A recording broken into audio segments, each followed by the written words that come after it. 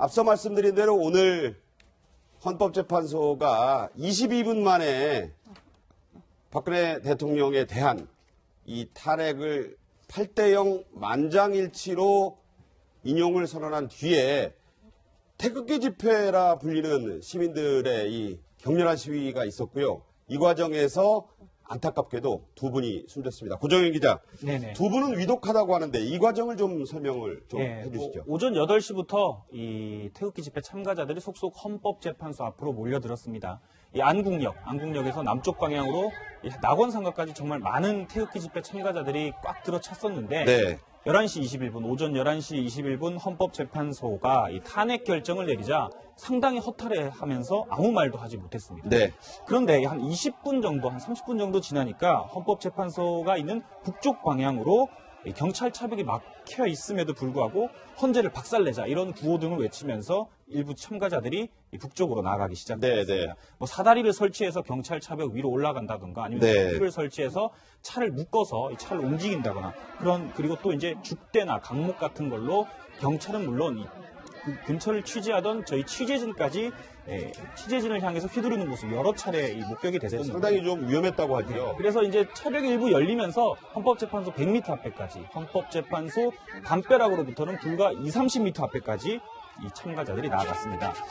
지금 저 쓰러져 있는 분의 모습 보이고 있습니다. 예, 맞습니다. 그런데 이제 다시 경찰이 2차로 차벽을 막고 이 참가자들을 밀어내고 이런 충돌 과정에서 이 2명이 숨지고 50명 이상이 다쳤습니다. 네, 두 분은 또 서울 백병원에 있는 분은 또 지금 상태가 상당히 안 좋다고 상당히 하네요. 위중한 상태인데요. 이 숨진 분들의 면면을 보면 60살 남성인데 이 안국역 출입구에서 의식을 잃은 채 발견이 됐고 병원으로 옮겨졌지만 숨졌습니다. 네. 72살 남성이 머리에 피를 많이 흘린 채 안국역 사거리에서 발견이 됐는데 역시 병원으로 옮겨졌지만 숨졌는데요.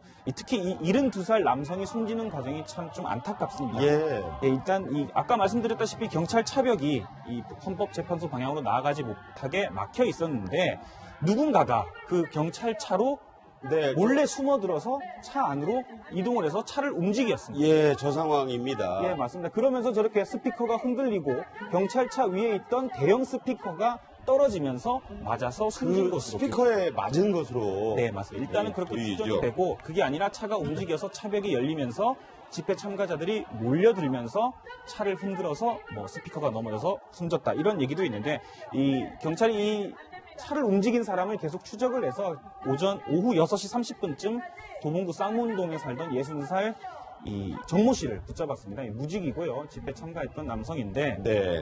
조금 전 붙잡아서 왜 차를 움직였는지 이런 걸 알고 있는지 이런 걸 조사하고 있는 상황입니다. 네, 박경미 의원께 질문 드리겠습니다. 아무래도 이제 광장에서의 더 이상의 이 사태를 악화시킨 것은 여러모로 아무 쪽에도 도움이 되지 않는다. 민주당에서 당론으로 이제 촛불 집회에도 안 나가기로 한 것도 저런 부분과 연관이 있을 수 있죠. 연관이 있기는 합니다만 저는 이 오늘 안타까운 사고를 보면서 정말 박근혜 대통령이 담화문 하나 발표하지 않는 그런 직무유기에 대해서 다시 한번 개탄을 하지 않을 수가 없습니다. 그러니까 그 탄핵 인용이 그렇게 유력시 되는 상황 속에서 이 담화문 하나, 그다음에 돌아갈 그 삼성동 사저 하나 정비하지 않았다는 것은 네. 정말 그 탄핵이 기각 내지는 각하될 거라는 미망에 빠져 있었는지 네. 정말 일반 국민들과 너무나 동떨어진 현실 인식에 대해서 정말 우려를 표하지 않을 수 없고요. 저런 과격 시위가 일어나지 않도록 깨끗하게 승복한다라는 그런 대국민 메시지를 오늘 당연히 던지셨어야 된다고 생각을 합니다. 네네. 그러니까 정말 이제 실망할 거리도 없지만 정말 마지막까지 정말 국민들을 끝까지 실망시키는 대통령이구나. 물론 이제 대통령도 아닙니다만 정말 저희는 개탄스러운 마음을 정말 금할 길이 없습니다. 네. 자, 이제 안 의원께도 좀 질문을 드리겠습니다. 아까도 집권 여당은 이제 없다 이런 말씀했고 여야를 떠나서 오늘 두 분 모셨지만 이제는 광장민주주의보다는 법치를 세우고 또 대선도 대선이지만 이 법에 의한 민주주의가 확립되는 계기로 삼아야 된다. 아까 그런 말씀 좀 주셨는데 어떻게 생각하세요? 그렇습니다. 저는 이 촛불이고 태극기고 광장에 이렇게 많이 모이실 때 그때부터 저는 그런 말씀을 드렸습니다.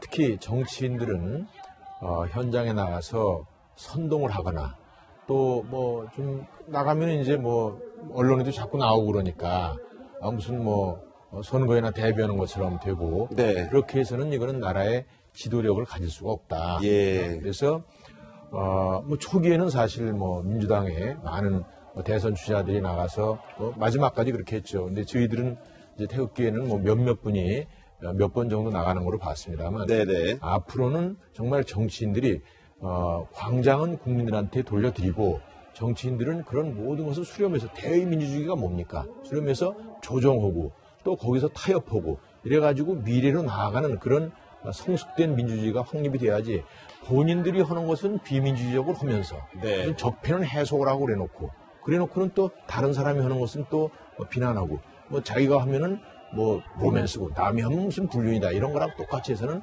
안 된다. 네. 그런 차원에서 이번에 법치주의로 제대로 나라가 앞으로 잘 운영되지 않으면 지금 있었던 3, 4개월 동안에 이런 그 손실이 어마어마한데 이거는 너무나 아까운 일입니다. 그래서 이 부분을 그렇게 가고 또 가급적이면 빠른 시일 내에 개헌을 해가지고 이제 제왕적 대통령제의 폐해를 네네. 반드시 없애고 이제 분권형 정부 운영과 지금 많은 부분이 지난번 30년 전 헌법 이후에 바뀌었으니까 그런 것을 국민의 옷에 맞게 네. 바꿔가는 그런 지혜와 네. 우리 하나의 합의가 필요하다. 이렇게 말씀드릴 수 있습니다.